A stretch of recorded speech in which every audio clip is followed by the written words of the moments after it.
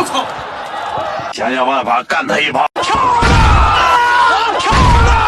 这么多的观众为我加油，真的，我作为一个家乡人，我特别的自豪，而且特别为我们家乡骄傲。杨建平绝对是中国人的骄傲，因为在比赛中下手太狠，导致被日本人终身禁赛，所以发生了视频开头的一幕。无知且狂妄的日本狂人朝杨建平吐口水，甚至他们还群殴台上的选手。杨建平冲上擂台理论，一个过肩摔，一个转身踢，帮倒下的中国小伙复仇。还有的日本选手更缺德，他们在发布会目中无人，恶意推搡杨建平，想要偷袭。虽然被现场的工作人员拉开，但杨建平中华虎的称号可绝非浪得虚名。在这场比赛中，发挥出200%的水平，断头台险些掰断对手的脖颈，引得现场观众一片叫好。但杨建平心中更明白，试图让他们进化成人是痴心妄想，自己唯一要做的就是在擂台中杀伐果断，霸道的手段让日本选手叫苦不迭。各位老铁点赞支持中华虎杨建平。接下来给大家带来3场杨建平暴揍日本选手的比赛，一场比一场精彩。第一场比赛是由杨建平对战谷山文龙，日本选手在对视环节龇牙咧嘴，显然把杨建平当成了病猫。比赛开始之后，杨建平猛冲猛打，把这个身上乌漆麻黑的家伙逼进墙角，随后用打狗棒法尽情输出。真没想到这个家伙不仅文龙画虎，甚至敢把睁眼关公纹在背上。眼看自己被杨建平暗地羞辱，谷山文龙显然不愿坐以待毙，可不管他怎么挣扎，却始终都无法逃脱杨建平的上位压制，就像是大人教育小朋友。中华虎大战机器猫一般简单，谷山文龙被杨建平起脸嘲讽，随后杨建平下位进攻，试图做出足跟钩的裸脚。这个逆霸，这个是对方喜欢做的逆霸。虽然没掰断，比较可惜，但杨建平就像是鲁提辖大战林黛玉，按着对手肚子就是一个空翻，随后用从上至下的砸击，拳拳直击面门，缔造出抗日擂台的又一个神话。10个，有了，降服了，好，天军10的过。杨建平果真霸气十足，只是略微发力就已经是谷山文龙的极限。然而杨建平下一场比赛下手更狠。第2场比赛，上山知晓挑战杨建平。上山知晓具有12年的职业拳击经验，赛前就敢对杨建平挑衅，声称把中华虎杨建平的胡须拔掉，然后当作自己饭后的牙签使用，并邀请了美国的专业教练针对性训练。其目的说白了就是要让杨建平颜面尽失，给他们日本选手报仇雪耻。梦想是很美好的，可白日做梦就要付出应有的代价。杨建平发誓要让对手躺着被抬出场馆。其实上山知晓早就制定好了偷袭的计划，开局就是一发王炸。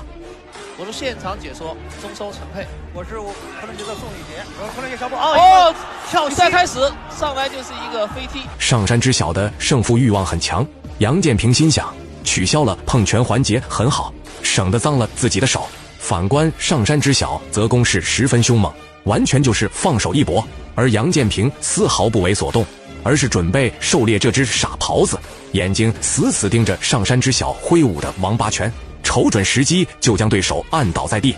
起初顽强的上山知晓试图反抗脱困，殊不知他再也没有了起身的机会。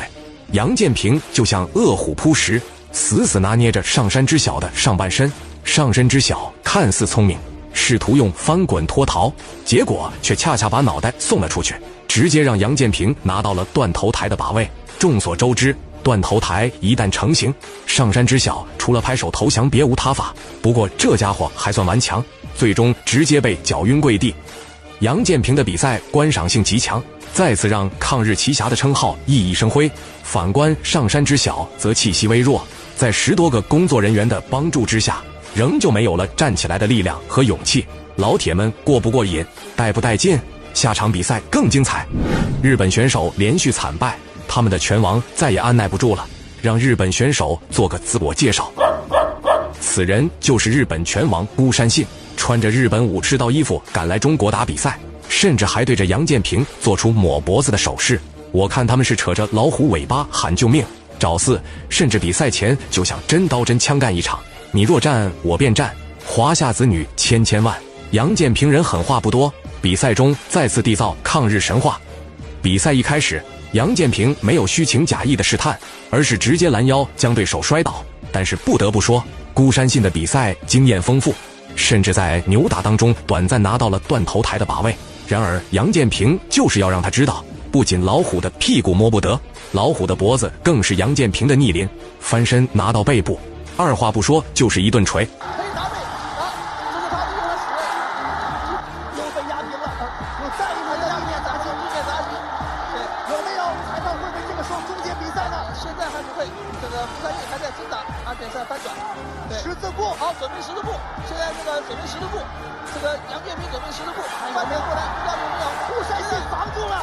十字固虽然没锁紧，但千万不要小瞧杨建平，再次从武器库掏出大杀器，后背裸脚同样是致命的招式。手没有后背裸脚，但是挂在了下半场，但是我们看不太清楚，看不清楚到底有没有呢？现在不知道有没有这个裸脚。好，已经有了，已经有了，杨建平赢了。再次 KO 终结拿下和日本拳王的比赛，现场的中国观众真是有福气，能看到这么振奋人心的画面。